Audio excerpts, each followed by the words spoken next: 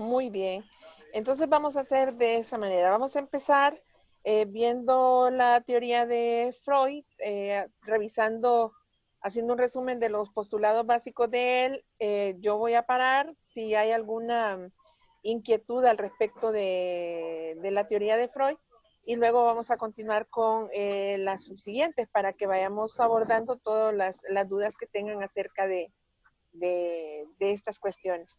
Y vamos a empezar entonces con lo que es la teoría freudiana, que como ya habíamos revisado, Freud se le considera pues uno de los padres de la psicología, ya que él fue el primero en ocuparse de poder escribir y plantear a través de la observación, la experiencia, algunos aspectos que tenían que ver con el desarrollo de la personalidad humana. Y esos años de experiencia y de trabajo como psiquiatra y neuropsiquiatra le permitió a él entonces el poder establecer ciertos parámetros. Y empezamos con que Freud considera que la mente humana está dividida en tres aspectos importantes que se manejan a lo largo de su existencia.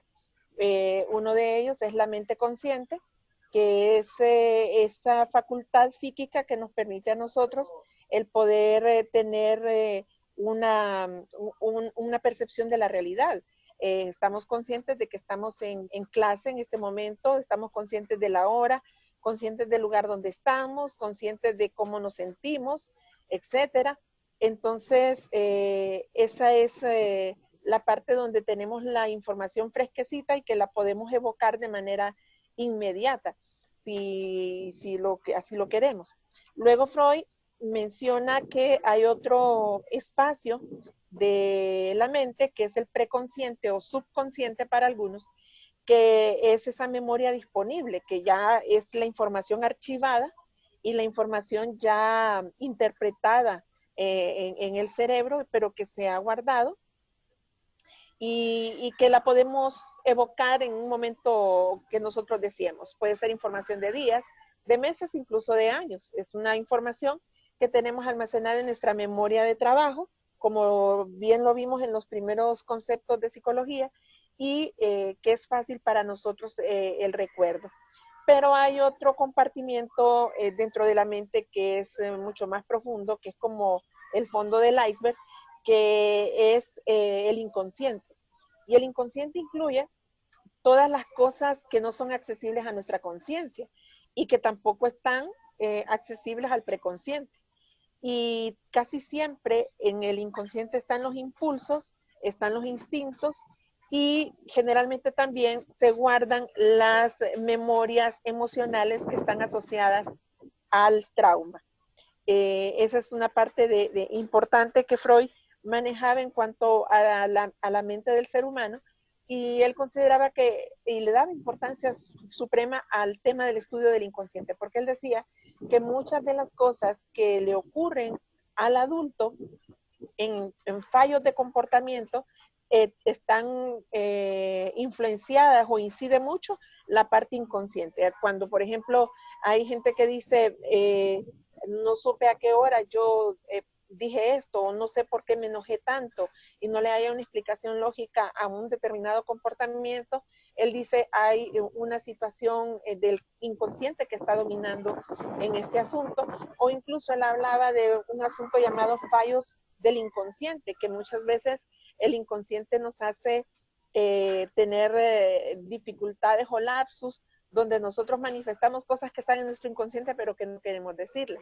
Por ejemplo, no hace mucho surgió un video de uno de los diputados del Congreso Nacional que mencionaba él de que el partido del cual él es diputado venía y proponía y aprobaba todas aquellas leyes que afectaban o dañaban al pueblo hondureño, ¿verdad? Y eso, si lo vemos desde la perspectiva psicoanalítica, él no quiso decir eso, pero si lo vemos desde la perspectiva psicoanalítica, diríamos que es un fallo del inconsciente, ¿verdad? No fue una cosa solo que la dijo por decirla, sino que si Freud lo estudiara, diría, hay mucho en su inconsciente que él está reprimiendo y que en un momento determinado afloró sin que él se diera cuenta, para tener claro cómo es que operan estos mecanismos de la mente según la teoría psicoanalítica.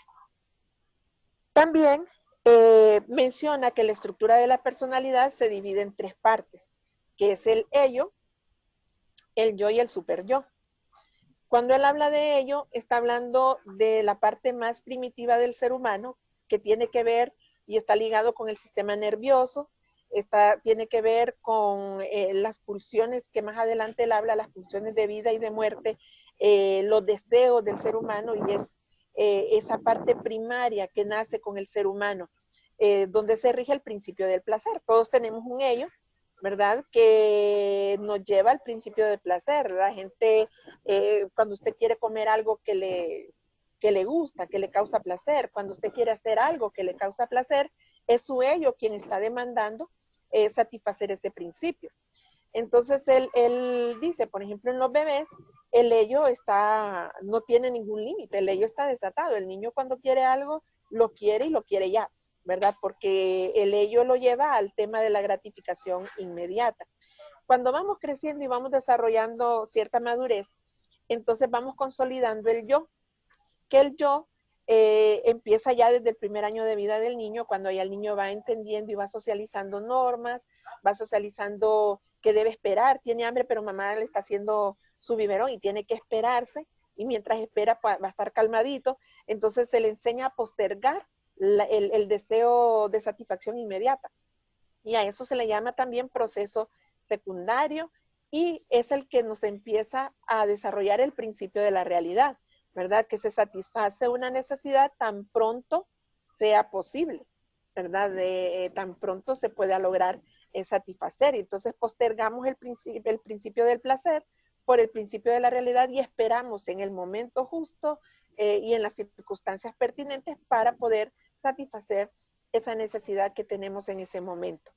Pero también, junto con el yo, que es el que manejamos todos nosotros, por ejemplo, cada uno de ustedes tiene un horario de cena y probablemente va a interferir con la clase de hoy. Y su reloj biológico le va a decir, es hora de cenar. Pero usted viene y entonces su ello le dice, quiero comer ya. Pero entonces su yo, con lo que es el principio de la realidad, le dice, no, vamos a esperar hasta que termine la clase, ¿verdad? Para poder comer. Entonces así se maneja el ello y el yo. Pero entra un tercer elemento que es el super yo, que el super yo tiene que ver con los registros de conciencia, la internalización de castigos y advertencias. El super yo viene y dice, puede ser que si vengo y voy a traer mi plato de comida ahorita, la maestra venga y no le parezca y me baje puntos. Entonces, por tanto, no voy a comer mientras esté la clase, voy a esperar porque si no quiero que me bajen puntos. Entonces, la conciencia y el tema de las normas y límites es lo que condiciona el super yo y es el principio del deber. Entonces, este regula la postergación o el principio de la realidad del yo en su momento. Es lo que nos dice respecto al bien o respecto al mal. Él habla de estos aspectos de cómo trabajan en conjunto el ello, el super yo. Una persona sana para Freud es una persona que tiene un yo regulado, un yo, o sea, que vive bajo el principio de la realidad y domina, su yo domina al ello y tiene también un super yo equilibrado, un super yo que no le permite o no lo hace llegar a la perfección o al tema de sentirse culpable por algunas acciones o de sentirse avergonzado por algunas acciones, sino que hay un equilibrio entre cada uno de estos, el principio del placer, el principio de la realidad y el principio del deber, que regulan estos tres aspectos de la personalidad. Hasta aquí, si hay alguna consulta, no duden en interrumpir, ¿verdad? Podemos tomar alguna consulta si hasta aquí no, hay algo que no haya quedado claro.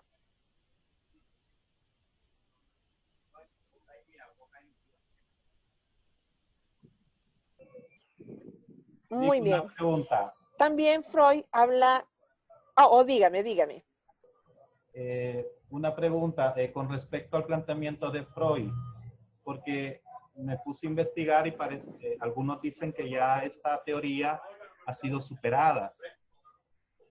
Sin embargo, hablando de Freud, yo miro que se da bastante a lo que es la sexualidad, habla bastante de sexualidad. Entonces, ¿qué implicaciones tiene la sexualidad con el cristiano? Porque normalmente eso es uno de los tabúes dentro del cristianismo. Y si la sexualidad es algo que más bien moldea nuestra personalidad, ¿cómo entonces emparejar el hecho de que eso es uno de los grandes tabúes del cristianismo? Muy bien. Es muy cierto, Freud enfatiza mucho dentro de lo que son las etapas y estadios de desarrollo humano, da mucho énfasis al tema de lo sexual. La teoría de Freud, aunque ya han aparecido muchas teorías que han modificado ciertos patrones de los que en su momento Freud estudiaba, se mantiene en vigencia con muchos aspectos. Particularmente, yo no soy de la corriente freudiana, yo no soy psicoanalista, yo soy de la corriente cognitiva conductual, que más adelante la vamos a ver. Sin embargo, yo defiendo algunos puntos de Freud que son muy valederos, como el tema de los mecanismos de defensa, el tema, por ejemplo, de las estructuras conscientes, preconscientes o inconscientes de las que él habla. Y en el tema, por ejemplo, de la evaluación psicológica, Freud dio una aportación grandísima con las pruebas proyectivas, que son básicamente pruebas relacionadas con dibujo. Y casi siempre yo estuve trabajando mucho en el tema de la atención psicológica a menores víctimas de abuso sexual infantil. Y es bien interesante que en las pruebas proyectivas, que fue Freud uno de los que las empezó a trabajar y se empezaron a desarrollar a lo largo del tiempo, la parte sexual, psicosexual del ser humano es bastante evidente. Entonces, dentro del ámbito cristiano, hay situaciones que probablemente, si usted me pregunta a mí como profesional de la psicología, yo no tomaría en cuenta de la teoría de Freud para poder trabajar en el ámbito cristiano. Hay otras teorías que postulan otros mecanismos para poder trabajar el tema de la sexualidad, que la sexualidad es un constructo de la personalidad, o sea, la sexualidad está interiorizada en el desarrollo de nuestra personalidad desde que nacemos, ¿verdad? Porque es un constructo biológico, determinista, ¿verdad? Porque nosotros venimos determinados desde que nacemos, de nuestro ADN, viene en los cromosomas, si usted va a ser, si es niño o es niña, y está la construcción psicológica de género, que es parte de la sexualidad. Y entonces, para poder estudiar estos elementos dentro de lo que es el quehacer de la iglesia, preferentemente utilizaría otras teorías que me dieran un acercamiento más objetivo y más preciso que la teoría de Freud, aun cuando es una teoría muy sexualizada, pero la línea que Freud sigue en cuanto al tema de la sexualidad, por lo menos en mi punto de vista personal, no la comparto.